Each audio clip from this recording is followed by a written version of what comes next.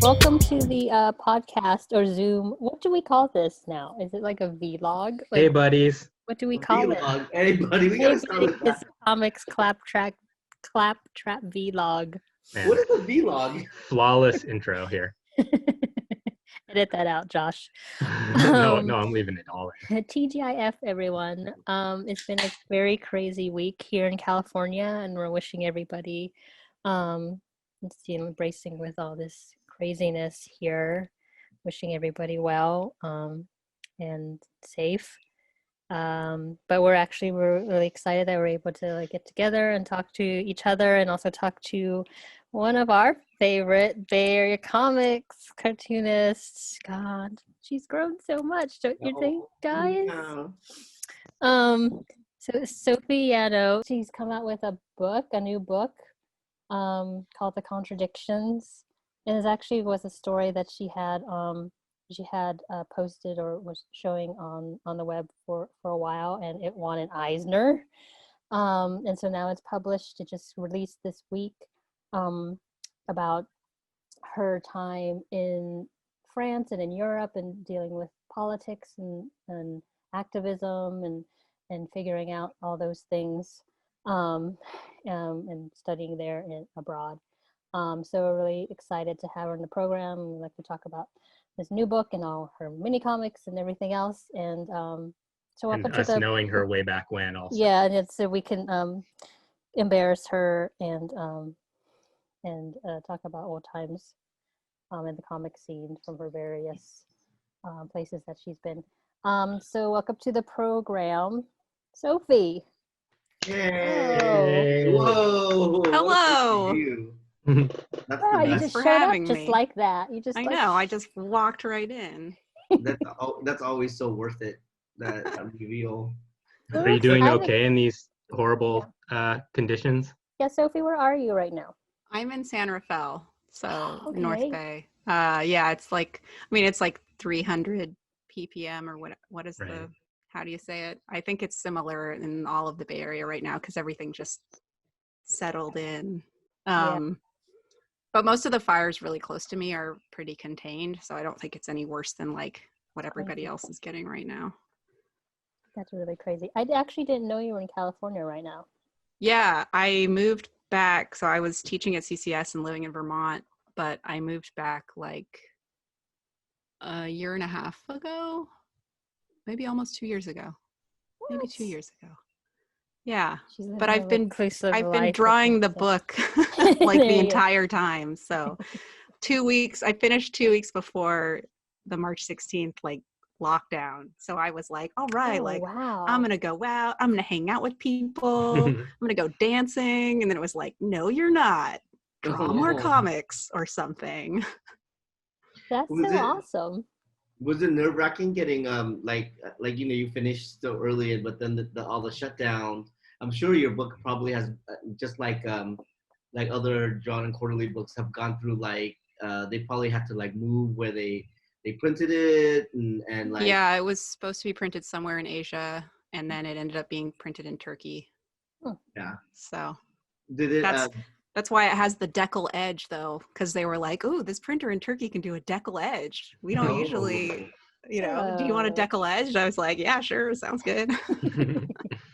Well, it's just your book just came out this week, so how are you trying to, I guess, celebrate that? With all this craziness going on. Yeah, I've done a few events, digital, Zoomy things. And I had a socially distanced outdoor hangout with some cartoonist friends on Tuesday when the book came out. So very cool. Trying to do what you can. And you've been doing a lot of interviews too, right?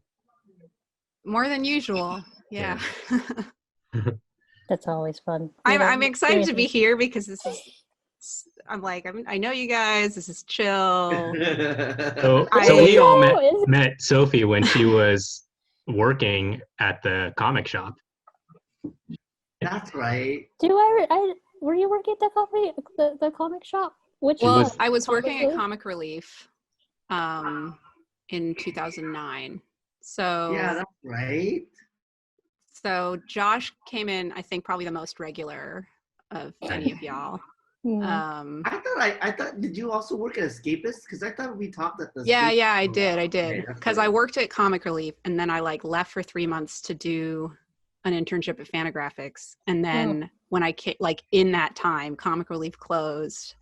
The Dark Carnival guy Jack bought all of the stock and opened the Escapist, and I helped like launch the Escapist. Like I built the website and stuff for them, and then when I came back, I just started working at the Escapist. So yeah. But I think like maybe I met some of you at like a Dirty Drawers thing. Yeah, I feel like I met you before that. Yeah. Because I remember you and Kane Lynch. Yeah. So we went to Santa Cruz together, and there you go. He's like a year older than me, so he graduated a year ahead.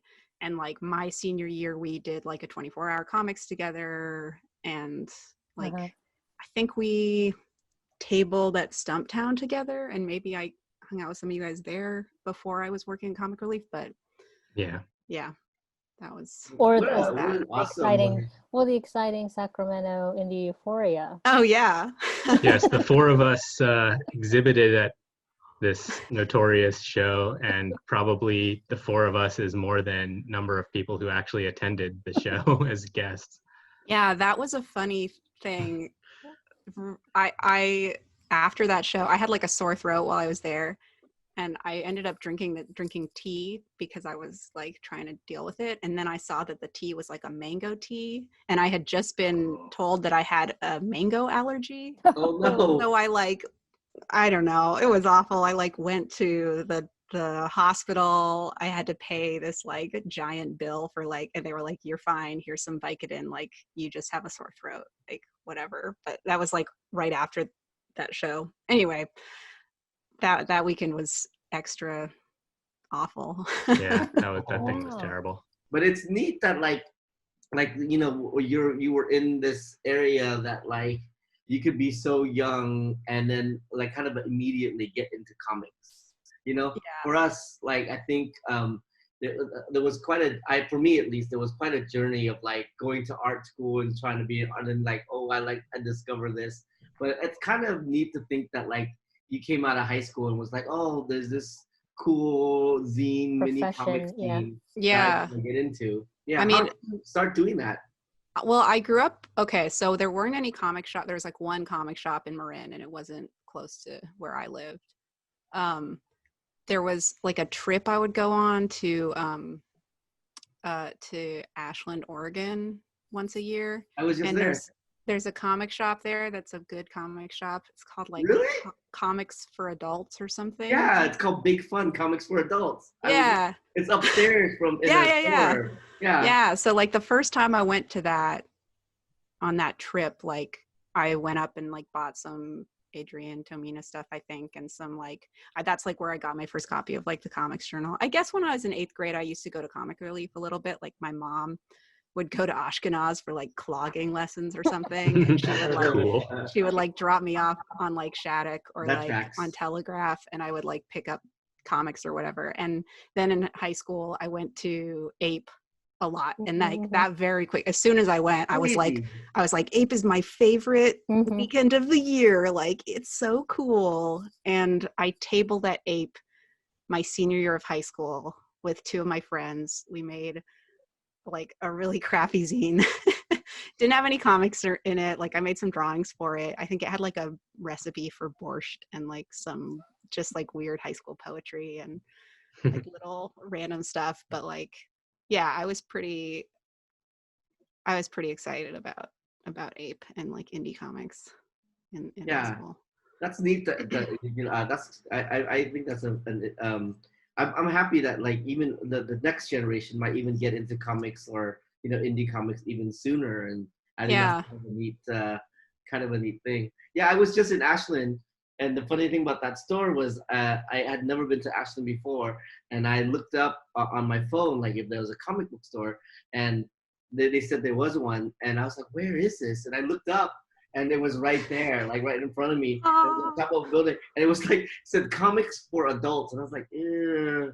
That's like, I don't know, is it like, but then I was like, I'm in Ashland, like, I mean, it's not gonna be a porn comic in the middle of Ashland. Yeah. So then I was gonna go, but then it's the middle of the pandemic, and the store is very small, Right. and they were letting people in, and I was like, I don't know if it's a good idea. So I've never been, but I'm happy to know that that's a good store. Yeah, no, I think it's pretty solid. Yeah. Hey, tell us about your new book. Oh yeah, so I'm my changing new book subject. is The Contradictions. Look, I have a copy here because I've been doing this. So it's actually like auto fiction. It's not straight memoir. It's sort of a coming of age story, somewhat based on my experiences of studying abroad. And when I was studying abroad, I ended up hitchhiking around Western Europe a bit on a number of different trips. But the story itself has like a sort of fictionalized version of me meeting this person, Zena, and getting sort of enraptured with some of her politics, and she kind of takes me on a wild ride or takes character Sophie on a wild ride. So wow. Yeah. So it's not straight auto-bio, it's like a composite. Yeah. We should think of what's the fiction and what's the nonfiction. Yeah, wouldn't you like to know? I would. So if this was you had this as a webcomic at first, and I wondered, and I didn't get a chance to read the entire comic online, but were there any like differences between the book and the webcomic version? Were there any decisions made on how to show it? Well, so I knew that I wanted to make it as a book before I even started as a webcomic, and I also actually had signed the deal with Drawn and Quarterly before I started putting it online. I just always wanted to do the webcomic, and so that was kind of a stipulation of like the publishers that I was talking to. I was just like, I want to have it online. And the pipe dream, I was like, if I have it online, I could win an Eisner before the book even comes out. And then it did. So that was a crazy thing. But yeah, like I thought of it in spreads as I was putting it online, even though it's like a scroll thing. Like everything is thinking of it in spreads. So yeah, nothing really different except for it's much sharper in print. So when the story happens, when are you like in college at that time or after? Yeah. Okay. So I studied abroad my junior year of college, the end of my junior year of college, and it's based on that time period. And were you thinking of like comics when you were there, or you were more into like the art scene and how it? I had read like French comics, although like I wasn't really like I was into GP. The artist GP, but I thought he was French, but he's actually Italian. But at the time I was like, yeah, I like French cartoonists like GP. And showed up in France and we're like, where's GP? Show me the GP. Yeah. No, I mean I was making I had done like what is like a quarter system at Stanford? I had done like a quarter where I did an independent study making comics at that point, but I had basically managed to make like maybe 6 full color watercolor comics at like 11 by 17, over the course of that like 3-month period, and not actually ever finished a story, like just, so I mean, I wasn't, I knew that I wanted to make comics, but I so far was completely pretty unsuccessful at that. Yeah. When you were there, were you going to an art school? Was it Columbia? No. So there were students there who were studying abroad from like various schools in New York. And I was at the American University of Paris, which is like this Anglophone school. And it draws the sort of like wealthy elite from like international wealthy elite. So I was coming from like UC Santa Cruz, like public university, to this like very different environment. Like it was, and I wasn't able to like get into any art classes there. So I also was having like, I was an art student at Santa Cruz, but then I like wasn't able to take any like drawing or any kind of art stuff while I was there. So two things that I think felt kind of alienating. Yeah. That's it's. When I was reading it though, I kept trying to guess as to what time period everything was happening. So this was happening in the early 2000s? So it was 2008 that I was there. Okay. Yeah. So like it just felt even though I didn't quite I don't think you specifically said what date it was. Just the way that you like kind of drew the surroundings and how like people were reacting, I really did feel like that was the time period, and I was like, oh yeah, I kind of time period, but I don't know if it is, like you don't specifically say it. And I think that's one of the best things about this book. It's so subtle, like everything is so subtle about this book. And I mean, me and Josh were talking about this earlier, and he also was like, yeah, the book is really a subtle book. How does one go about pitching something this subtle? Like, like what is the elevator pitch to this? Like usually like, like if you have a pitch, it's like, it's this crazy thing where this thing crashes into, but like, you have a book how do you go and say, hey, it's a book about this girl who just goes on some road trip through Europe, and I'll be like, wait, how do you do it now? So how did this come about? Well, let's see. So I had already thumbnailed the whole thing when I was sending it to publishers. So there was at least that. If they were like willing to give it a chance, they could read the things. But I don't think it had a great log line or anything. I mean, I think some of the hooks are like dealing with like leftist politics, and like that's a thing right now that I think a lot of people are kind of starting to wonder about. And like the coming of age thing is like an element of it. But yeah, I mean, I think like I really like didn't know where I was gonna end up taking the book, and I like talked to quite a few different publishers about it, like over actually even like a long period of time, because the book kept changing. Like when I first started doing it, I was like I don't know, 6 years ago, I was like, oh, like it's gonna be memoir or whatever. And then as I worked on it, I just like ended up being like, okay, no, this isn't gonna be memoir. And yeah, so like I don't know. I mean, that's interesting. Just sort of like, how do you self-pitch this book when it's kind of changing in your head too. So I love the pacing of this book.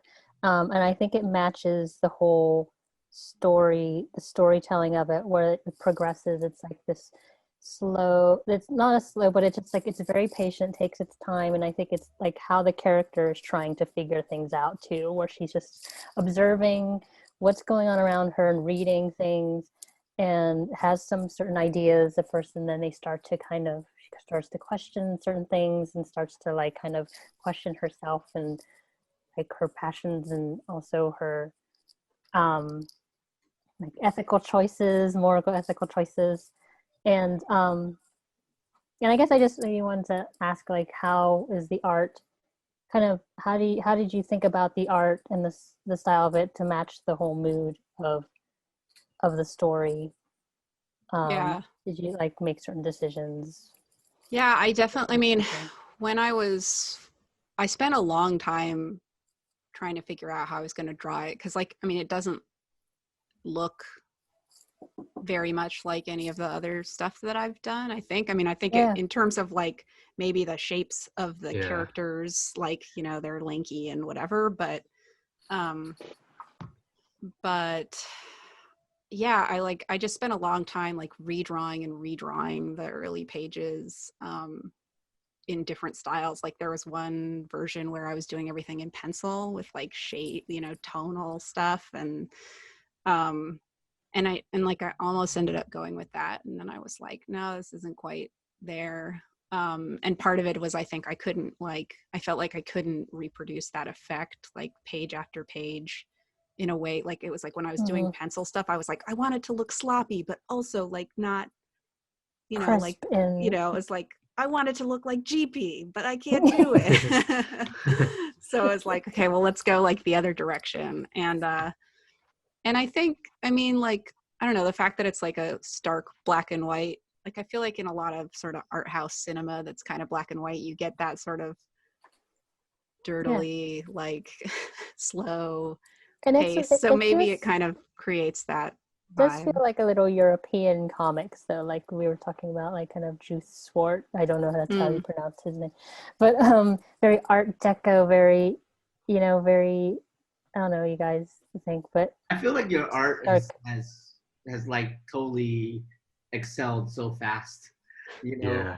But I also love your other stuff too, the gestural stuff, and I think Josh will talk more about it. Yeah, well, I was just, I pulled out like all of the books that I have by you from over the years, and I have like I'm not going to show them all, but I have like something by you from like every couple years, like different eras. Yeah it's like going back like 10 or 11 years or whatever. Every couple years I have a book from you, and it seems like in between you made like really conscious choices about how you wanted your characters to look and how you wanted your art to look. And it's not just like even a continuum of like detail to abstraction or something. It seems like you each time really kind of tear it down and decide how you want to do it. And I don't know if that's true, but like it's really noticeable, and it looks like, you really consciously did it, but I don't know if you are just maybe drawing the time.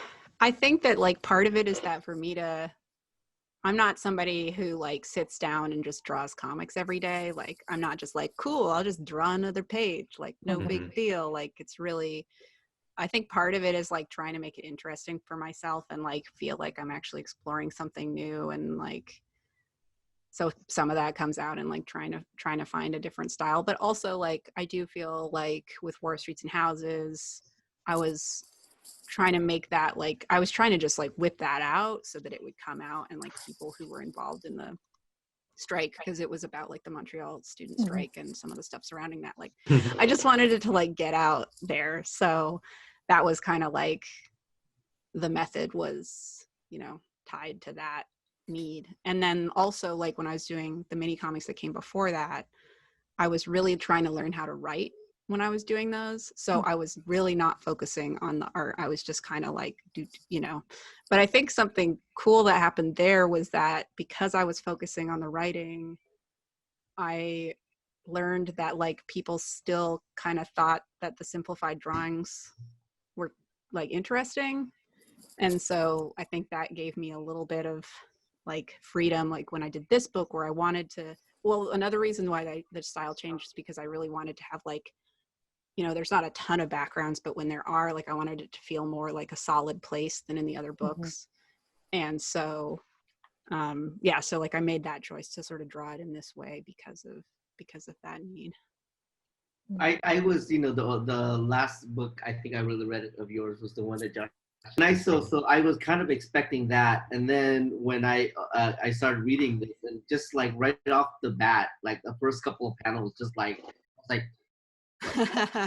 because it was like these beautiful stark black and white with like this kind of like shading, like it was just black and white with all this shadow and stuff on it. That I'm looking for it now, but it was like I was like, whoa, like this is a like either this is like a destination for you, like as in like you're building up to this, or this is just a whole different style that you put in. But I was like really like knocked out, and I don't think, and this is not like I think in this way all your art in this book like came together like perfectly, you know what I mean? And even the background, like at first I was like, oh, there should be more background. And I realized that the background is really intentional because it doesn't really feel very floaty. Like it has this thing with this character that is like it's almost dreamlike, but at the same time it's also grounded, you know. So I really appreciate that part of your drawings. It like there was a lot of times I just feel like everything was just kind of like very dreamlike, even though it wasn't. Cool, man. It's so fun to talk to cartoonists about this. Yeah, it's just it's I guess also it's so solid. Like it's quite different than a lot of what you've done. It's like there's no like little hatching or anything. It's just super solid and clean. I love it. Yeah. I love the style. I'm yeah. I think any of the styles too, and I know you kind of evolve throughout every book that you write. In Situ, the mini comic, I think it's a mini comic, and then like what is a glacier, like it's still no matter which style, it seems really proficient. Like you're really proficient in what tools you're using when you're using them, and it just seems just really exciting to look at. But I think also the common theme too. I mean, yeah, we could talk more about style if you want, but I was going to talk about like kind of like the themes that you talk about in your work, and a lot of it is focused on like political things and activism, and so I wanted to talk more about how you use comics, or how you believe comics is a great platform for that type of storytelling or documenting. Like you were saying with the war in streets and houses, you really wanted to get it out there and wanted to be immediate. So yeah, I think like someone asked me this question before, or a similar question, and I was kind of like, you didn't ask it like as great as I did. No, but I'm going to give a better answer is what I'm getting at. Like I think, I mean, one of the great things about comics is that, they're really accessible in terms of like being able to make them. And like, that's something that I've always been like, comics is awesome because like there's such a low barrier to entry in terms of like financial, and like access to technology and things, like that. I mean, you can make a zine, you can like go and scan stuff at the library. Like if you want to make a web comic, I mean, there's more. Like the one barrier is time. Like it definitely takes a lot of time, or it can. And so, yeah, I mean, that's just one of the reasons that I love them. But as far as like why politics, I don't think I like started out making comics I've just loved comics for a long time, and I think it's more just that I ended up making comics because I love reading comics and I like drawing, and it just turns out that the things that I'm interested in talking about or that I like think about a lot have to do with politics. So for better or worse, that's just kind of what I'm doing. And I think it's cool that like during the Montreal strike, one of the things that I was a part of this collective that would like put stuff out, like we created zines like during the strike that we would like give out at the demos and stuff. So like that was a cool thing that was like pretty specific to comics. But like at the same time, people were making films, and there was like a film release with like using footage of the of the protests that was like while the protests lasted for like 6 months or something, and that came out like 4 months in, or I don't know, 5 months in. And so like there's definitely other mediums that can accomplish, I think, that kind of thing. But I one of the things that I love about this book and in comics in general is I love when people don't use narration boxes. I find that especially in auto-bio, when you don't use narration boxes, it just makes the comic so much more intimate, and it does feel like this comic does feel a little bit about like almost voyeuristic, whereas like I'm kind of like slowly following this girl and her adventures and just kind of like a fly on the wall. And I think it's really it works really well. But did you have like did it always not have any narration? Did you plan it this way? Or? No, yeah. I mean, I think that's one of the things that there were a number of reasons I ended up not doing a memoir about this kind of time, but I think that was one of the challenges, or something that I was interested in doing, was making a comic that was more like based on showing and not just like having this narration. And that's, I think, one of the, of the reasons, like that's one of the reasons I think I ended up fictionalizing it more, because I was like, okay, I want to show this scene, and I want to have things happening that establish things without me explaining, what my character is thinking or whatever. Mm-hmm. So that was, that was a choice. And I think at the beginning, there's a little bit of narration, but as I was writing it at some point, I was like, well, do I keep the narration at the beginning? Because it's really not, but then I just felt like, well, that'll just be like the sort of establishing little piece. And then I just didn't want to have it, throughout.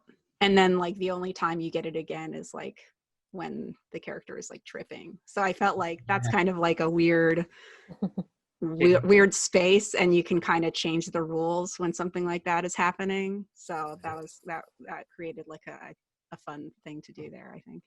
Yeah, a couple of things that the way that you did that, like the choice you made for me, made a couple of things happen. One, the pacing is so much more deliberate, and I love that you like that's so smartly done here, where like you don't try to cram something that someone says, like you don't try to cram like 8 word balloons into one panel, like if somebody's saying something long, it takes that amount of time, in each panel to say it, like if it's a long sentence, it could be 2 panels before they actually say one sentence, and like makes that pacing more deliberate. And I love the fact that you don't explain a lot of things, so we just have to kind of guess and kind of be that person that is just like kind of like observing this life, because like you don't come out and say, oh, you know what, I'm going here now and this is what's happening. And so you just have to be that person that's patient and wait for like to take clues and to take your art and your word and then form that story within me. So basically you're not really telling me anything. The story that I'm forming, I'm also involved in, which is, I think it's really cool. Thank you. One of the things, without like spoiling, but like one of the like major sort of points at the very end was like was a scene that I had in my mind of being like, okay, this is the scene that I kind of want to be where it concludes. But I didn't want to narrate it all. I just wanted the reader to know what it means, like when this thing is happening. And so it was a thing where it was like, well, crossing my fingers, like, I hope I set this up right. Because if I didn't, it's like, well, I'm not telling you what I felt, Yeah, me and Josh just had a debate about discussing what that meant. I mean, I think it's probably open to, a lot of good literature that you can interpret it a number of different ways. But like, that's what, when we were talking about the subtlety of it, like, and how you don't hold the reader's hand really strongly, there's many points where I'm like, okay, this character just said this to this character, and how is she feeling about that? Like, because it's very, it's a little bit opaque in a lot of ways. Like the characters aren't like cartoony expressive, and they're not very pensive, right? Yeah. Yeah, they're not saying what they're feeling, and I'm like, they're friends, but is this like maybe a little bit of bullying? And like I was, it was and politics and like discussions of economics and stuff are a presence in this story, but I felt like it really is a story about like loneliness and finding your, place in a situation and in a social circle. And so all of these, there's no question here. Talk about that. That's my question. Talk more about that. No, I mean, I think you're right. Like, I think that the politics thing is like a selling point or whatever. It's like this intersects with this thematic topic that like is happening in the world. But I do think it's really like a story about navigating like friendship and situations, and like, what do we get out of our relationships? And, is something all bad or all good, or is there some in between where it's like, not so easy to categorize? I think this really sparks a lot of like even just within me and Josh and Rena earlier today, just sparks within like a lot of discussion. Like you know, for me, the relationship with the two characters seemed like it was a great relationship, and it feels like to me like they were really good pals and they got along super great. And you know, like and then some people might read it and be like, oh well, this girl is being a little bit, you know, like it's just left up to it's so subtle and like you don't really know if you like. Sometimes I like a young Sophie. Sometimes I was like, I don't like young Sophie that much. Sometimes I like, you know, like, and it's so like well rounded because I guess that's what life is like, you know, like there's no like you know, there's no real save the cat moment in this book, and that's crazy. That's awesome. I broke that. Yeah, and I think it's like the title too itself is like, you know, the contradictions, or like it feels like it's going one way, or like you feel like you have this certain idea and this is the right way, and then you're like doing something opposite, or you're just or like it's just, you know, in terms of like ideas and like decisions you make, like especially in Hitchhiking, like, you know, we shouldn't buy anything, like we shouldn't, you know, or we shouldn't be flying because of, you know, just but at the end there's this thing that happens where it's like that's sort of like, yeah, how do you do that? Yeah.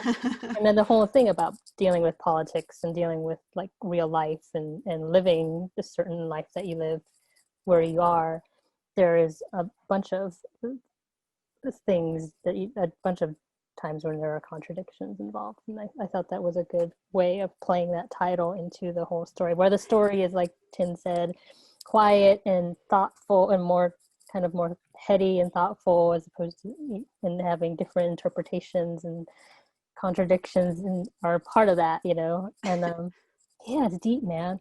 I was worried, like with the title, where I was just like, is this too like hitting you over the head with this idea, like that hopefully the balance of the subtlety of the story makes it okay, like yeah. I don't know. I was actually like, when I was reading it, I was like, wait, why is this called Contradiction? You know, like it's like, everything is so subtle. I was like, why is this called Contradiction again?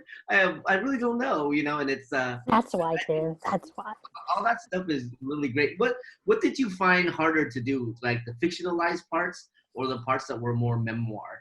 Because for me, reading this, I'm just like, the fictionalized part must be really hard because it's also I would think subtle. it was the opposite, though. Yeah, like figuring out what to. I mean, yeah.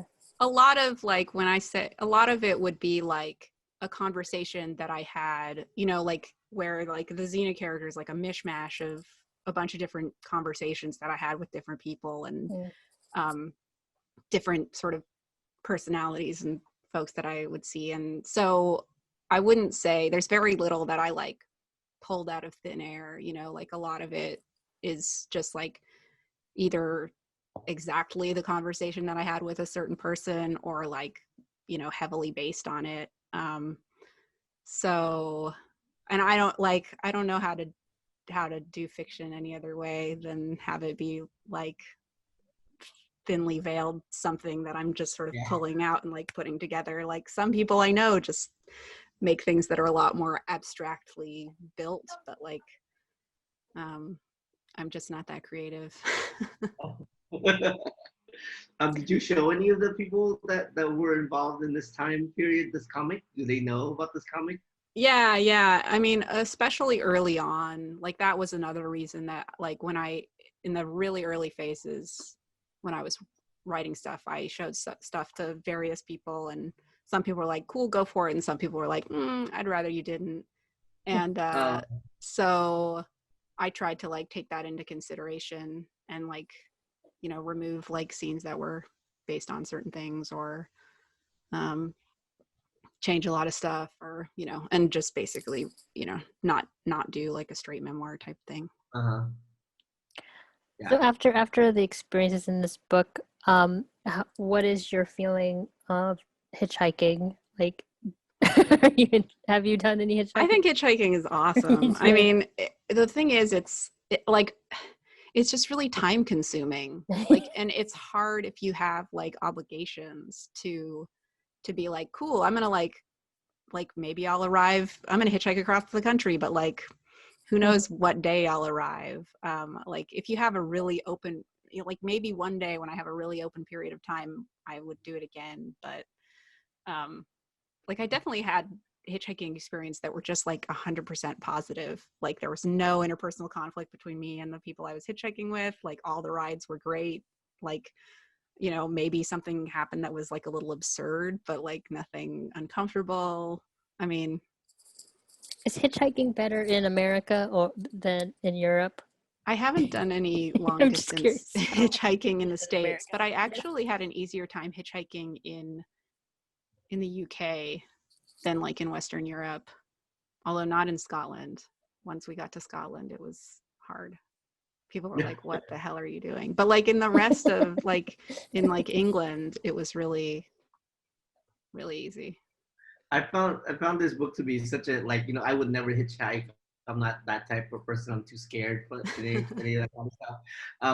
But I did find it to be a neat, like, almost a manual into how to hitchhike. You know, like it could have also been like called How to Hitchhike, and like I just love that. I for some reason I had never thought to be like, oh, instead of hitchhiking on the street, you should just go to gas stations and ask people looking for rides. That's like I almost like I wanted to put that piece in where they're like where the Sophie character is like oh, like I went on this hitchhiking wiki and found like the best places because I wanted to be like, see, like this is how you do it. Yeah. And I also like that part where like you've been hitchhiking and then you meet up with your other friend who like, yeah, we did all this stuff, like we went to a rave, you know, and then you were busy just trying to get rides. Right. Yeah, it's like you were like, you went to a rave and you were dancing. Yeah, I love that. It was great. Oh yeah, go ahead, Josh. I just wanted to ask Sophie about her time in Montreal, because that's a part of your history that I don't really know much about. Like it's after you left the Bay Area when we were kind of like hanging out more, and it seemed like a pretty formative time for you because like I just see your comics that you did after that period of time, and there was a lot more, I think, you know, European comics influence, that sort of style, and also just like you seem like a much more determined kind of creator after that time. And I mean, I guess we'll grow up and, you know, change and stuff, but it seems like from my perspective to have been a pretty important time in your development.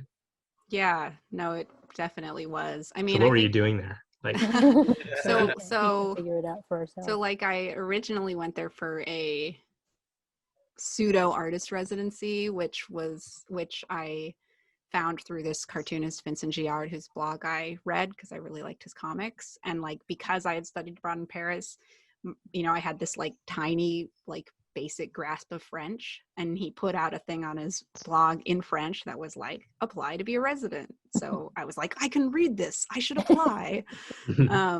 So I did, and then it turned out to basically be like a studio of artists, and I like rented a room in Montreal. But it was so cheap. I mean, and also the artists that were there were amazing, and I think also because it was so cheap, everybody had more time to just like make comics. So I was like, whoa, like I am gonna figure out. And it just happened that while I was there, I got my first like freelance design job, and I had never done anything that paid that well. I had been working at the comic shop for like minimum wage, and I ended up with like this gig where I would design one print ad a month, and I could just live off of that. So it was basically like I was living off of like 2 days of work, and was able to be in this studio like all the time. And wow. So why did you come back?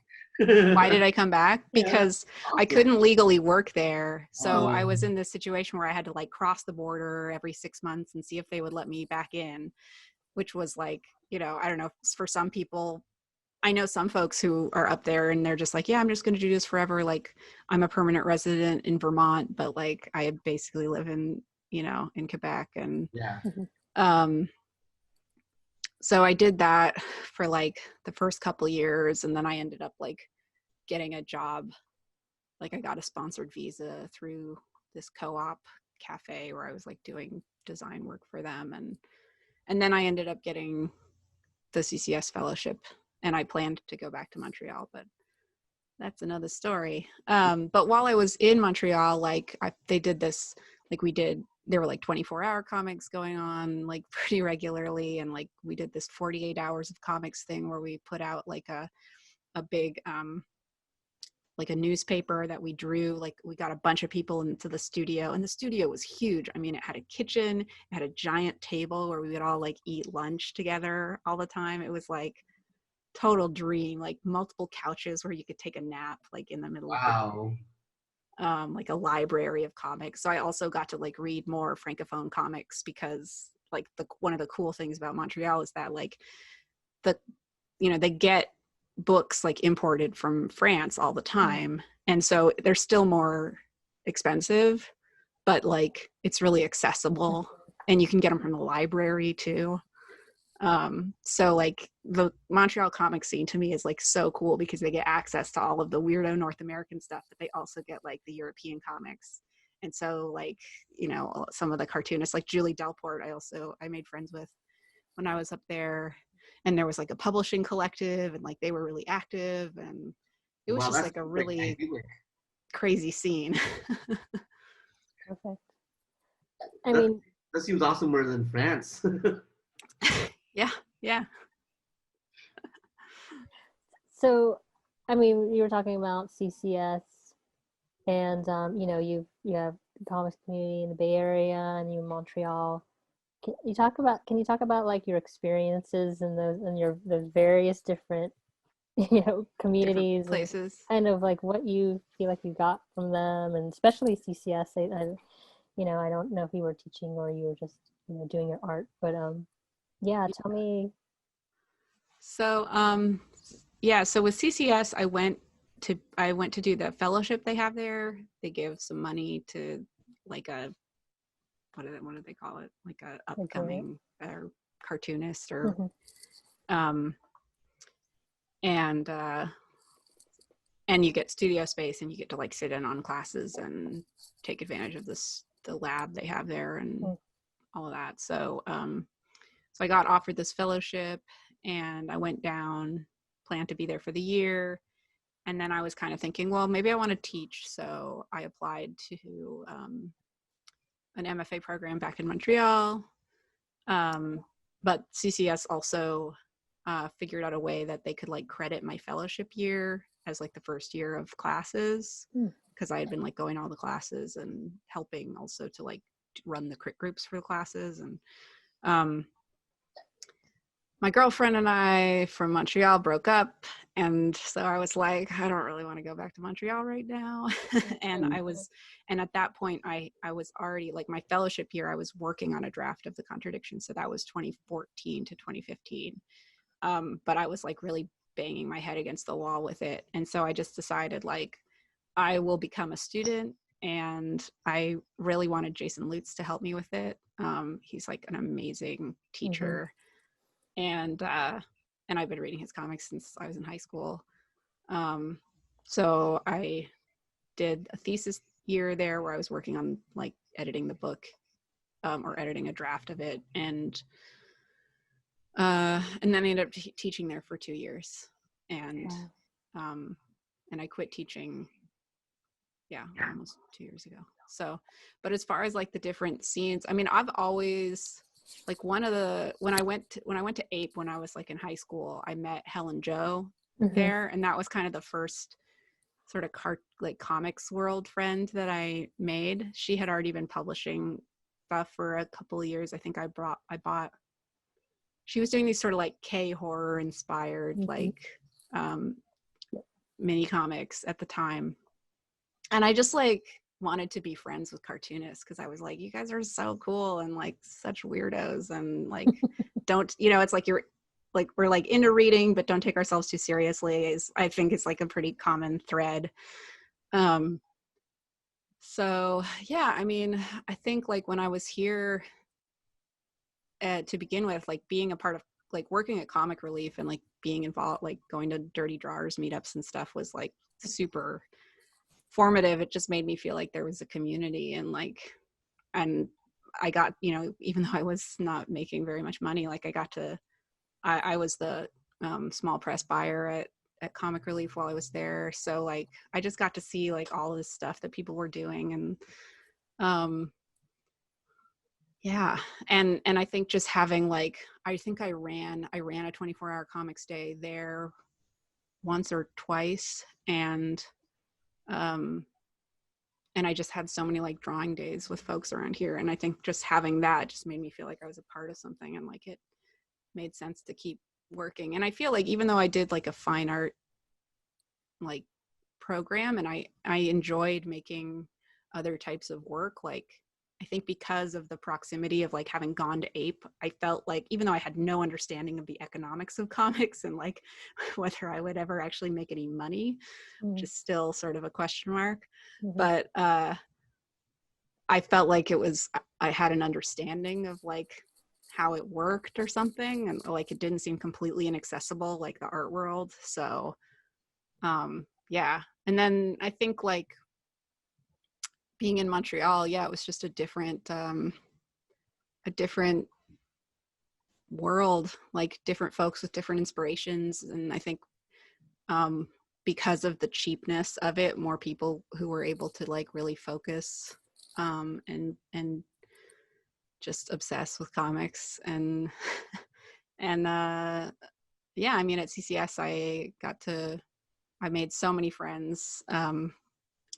Yeah, I just have a lot of cartoonist friends as a result of all this, but I think it really like, I don't know, like as much as I love comics, like without having the community, like I have no idea if I would still be making comics at this point. Like it's like important to me to have peers that I can talk to about it. And yeah, comics is definitely one of the things that is like easiest to kind of like build a community around. I would think, you know, just like you know, at a certain point, everyone's just so sharing and so excited to have others. You know, I don't know if it's changed at all, but I remember when, you know, like all of us were growing up, like when when we met you, we were like, yeah, let's do it. And then like in turn, you know, we depended on you when you were like buying for the comic. We were like, oh, show it to you, Sophie, she'll buy comic relief, you know. So it's like such an inclusive kind of community at that, you know, at that time. So I think that's really neat that you have the same kind of experience. Yeah, but on the other hand, I think it's like really amazing when that we've all stuck with it in a lot of ways, right? Yeah. Like I mean, like you said, it helps to know other cartoonists and stuff. It can be trying at times, and you know, I'm never surprised when somebody kind of drifts out of the scene, but it does seem like a lot of people drift out but then come back eventually. So I don't know anyone that's dripped out.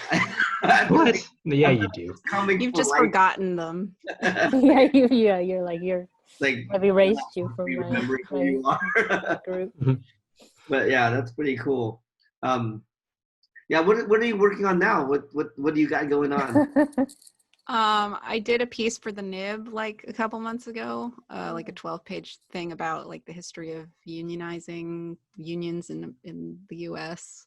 But like since then, I haven't really drawn comics. I mean, I've drawn a few comics for my Patreon, but I've been like extremely burnt out. And I also like, I have other jobs. So right now I'm just like trying to do these, you know, like publicity stuff for it, which is not something that like feeds me. It's very stressful to me. So like that's where my free time outside of like trying to make money is happening. But also I'm trying not to like, when I first stopped doing it, because I'd been working on this project had been like sort of hanging over me for so long. I was just like, what's next? Like, but I'm trying to not like fixate on it too much because I just don't know. Like, I just don't know. Does it feel good though? Does it feel good to be done or to not know? To have it out. It does feel good to be done. I mean, it's like really a surprise to me that I finished this book. I mean, I can't believe you finished it like the beginning of this year. Like, it's just, that's kind of insane to me. Yeah. I mean, yeah, I should know that that's how it works, but but just that, you finished it and then like now it's here the same year. It's just kind of exciting. Yeah. And in this year, I wouldn't blame anybody for not getting any comics done or for doing nothing but comics. I feel like it's like alternate days sometimes. I feel like that's all I want to do, and then some days I just feel like what's the point of doing any of this? Yeah. Why draw comics when I can play Magic on the internet? Don't bring that up. I was very disappointed that that this book didn't have any elements of you playing Magic because I only recently discovered that you played, and because we talked about it at camp and Joshua told me that you were really good. That I was just like, now whenever I think of you, I'm like, ooh, I hope there's some her playing Magic in this book, Well, Tin, if you got this book, Chainmail Bikini. I don't have that book. It's got a Helen Jo cover. Yeah, it's an anthology about women playing games, and Sophie has a two-pager right in here about playing Magic. Just a little one. Oh, okay. Is that recent? I'll show you. No, this is from a while back. What? Yeah. I haven't done a whole lot of comics about Magic. I do have this there's so many different genres that I would like. I really like sports manga, and I would love do you know Patrick Crotty was doing he's one of the guys who runs Piao, and he was doing like a sort of sports manga-esque like Magic comic for a little while. Oh, and I really? was like, oh, this is like so fun. Like I totally want to do something like this, but it's like, I don't know, like I'm probably never going to do something there's just too many projects. I think that's one of the issues. Like right now, I'm just like, well, I could do anything. So I'm completely paralyzed. Especially if you know it's going to take like years of your life. Yeah. Well, it like card game comics has worked for Japan for so long. Like like Yu-Gi-Oh or Pokemon. I don't know why there hasn't been like a Magic the Gathering comic that is like that. It's like a character striving to be the best at Magic and like just like so like dramatic, like laying down. Like yeah, you should check out this comic. It's called Black Border Flowers, but it'll break your heart because he stopped doing it. So. Oh, yeah. I mean, I'm not that good, and I don't play as often as you guys do. But I am like, I love the world of it, and I love like all that kind of stuff. So like, I'm always like looking for any like kind of reference about it. I think that's kind of cool. So that's my suggestion for what you should do next, Sophie. Autobio about your time at the Magic Grand Prix. I love Michael DeForge, who also plays, and I've played in tournaments with him, like on my team. Is he good? Yeah, he's very good. But he's definitely peppered quite a few Magic references into like his recent, into the last few books that he's done. But they're very subtle. Like if you're not fairly deep in, like it's just like. It's been nice to see you like your whole career. How when we first met you as like a young cartoonist to how you've made such an amazing, it's so good. It's like it's one of those things where you're like I'm very proud. We had. You don't get any credit though. Yeah, we had something. Yeah, we had. No, I mean, it's nice getting to like talk to you guys again and be like, look what I did. Ron and Quarterly's publishing me now. Yeah, that is pretty awesome. I mean, that's like gotta be the dream, right? Like all like when we started at Ape and everybody just wants like Drawn and Quarterly or Fantagraphics and stuff like that, and it's just that must be so nice. Must feel great. Yeah, I definitely when they offered, I was like, really? Like, I mean, I've been trying here, but like, yeah, really? Yeah, that's When you're so sitting cool. there at a con and signing next to Adrian Tomina, you'll be like, then it'll be like, what is happening? You know? Yeah, I'll be like, remember when I came up to your table at Comic-Con and no one else was there because Comic-Con is weird? And I probably said something weird to you? No, you don't remember. Oh, okay. It is kind of disappointing that there is no Comic Cons right now, right? Because Yeah, I was supposed to be a guest this summer, which was like, Oh. but that would be so awesome. But this next year. Yep. hopefully, yeah. You'll be at Comic Con with your new Magic the Gathering comic. Yeah. That's right. You have hordes of people. They're coming to your table too. Yeah. Well, thank you again so much, Sophie, for Yeah, talking to us. very Thank excited. you guys. Very excited. Yeah, it was good to see you again. Yeah, you too. It's nice to just chat. Maybe we'll hang out and draw sometime. Yeah, we should do that. Sometime. Or you should do the magic thing. Or we could draw. Comics arena. All right. Take it easy. Take care of yourself. Stay safe. Take care, guys. Bye, Sophie. Bye-bye. Bye, buddies. Bye, buddies.